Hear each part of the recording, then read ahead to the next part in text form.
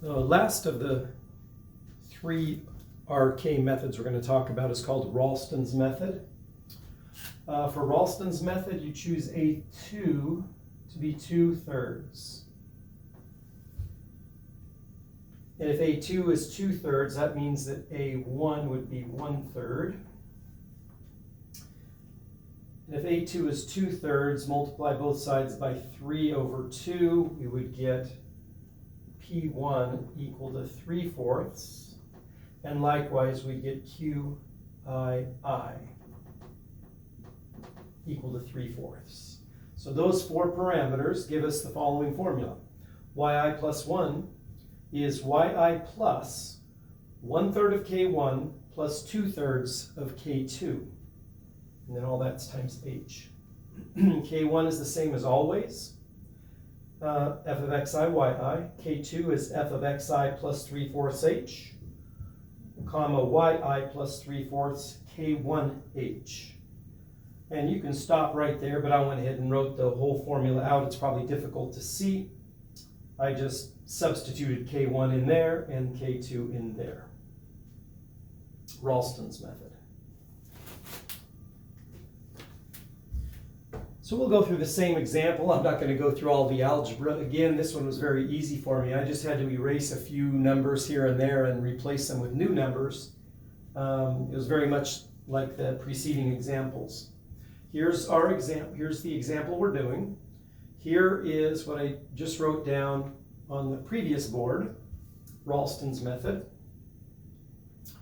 Initially, everything is the same. Initially, x0 is 0, y0 is a 5 given there.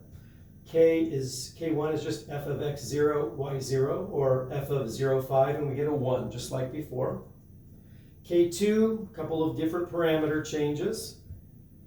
K2 turns out to be f of 1.125, comma, 6.25. And that gives us a K2 of negative 1.476. And then when you take Ralston's formula, plug all the knowns in now, you get y1 equals 4.024. That's our estimate for the y value at 1.5. And of course, x1 is just 1.5.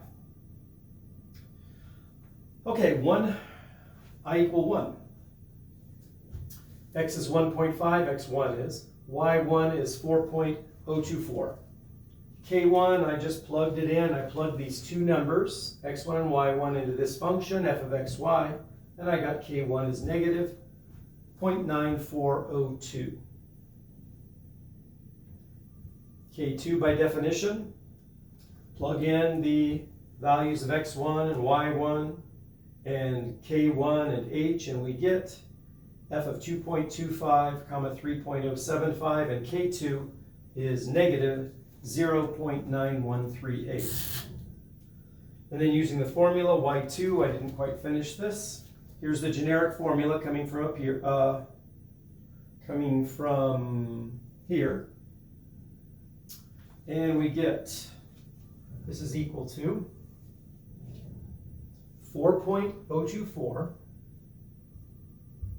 that's y1, plus, in parentheses, 1/3 times negative 0.942. That was K1. Plus 1/3 of negative 0.9692. That was K2. Or let's see, that was, yes, I wrote K2 down incorrectly. Sorry about that. This is actually negative 0.9692. Sorry about that. Probably lift that one up from the previous video. And that gives, then we have to multiply that by h, which is 1.5, and we get that y2 is equal to 2.5847, which is our approximation of y3.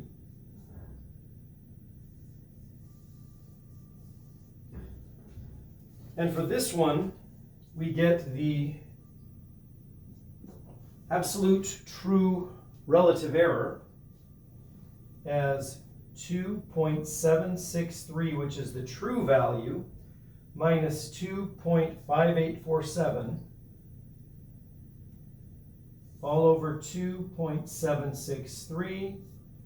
Put that in absolute values, and we get 6.453%. Not as bad as the previous, but still not great. Okay, so we have one more video where we'll talk about some pseudocode on implementing one of these special case Runge-Kutta algorithms.